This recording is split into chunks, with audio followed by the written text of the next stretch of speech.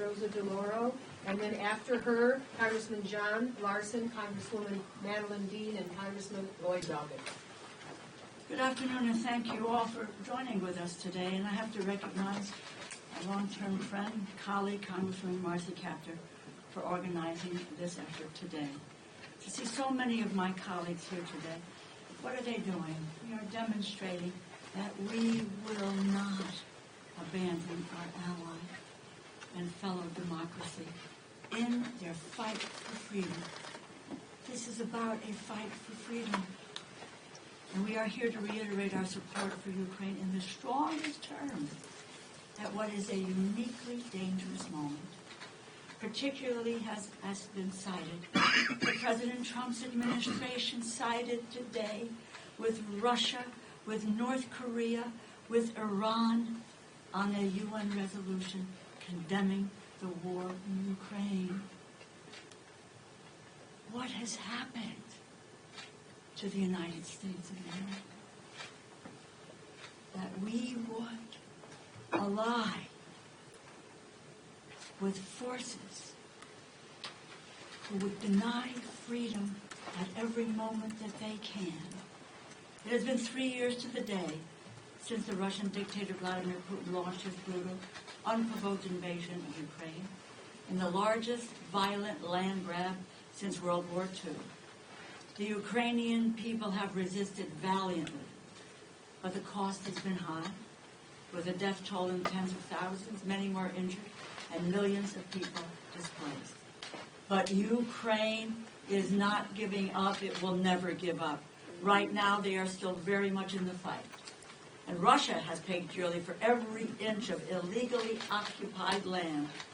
European partners and allies are still committed to the struggle against this blatant aggression from Putin. And the Ukrainian people are speaking clearly through their elected President Zelensky. They are a sovereign nation, and they speak for themselves.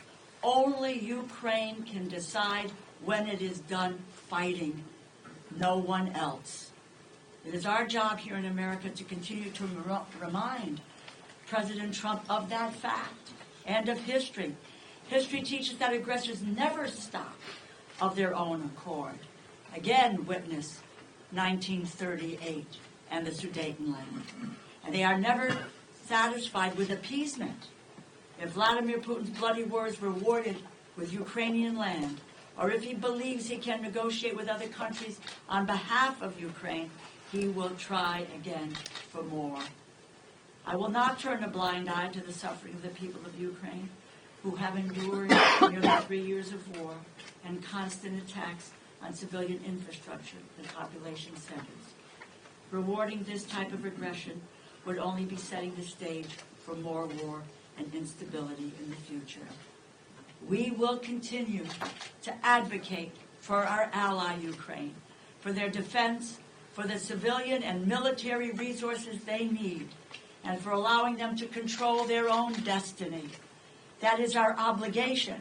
That is our moral responsibility as an ally and as the world's strongest democracy.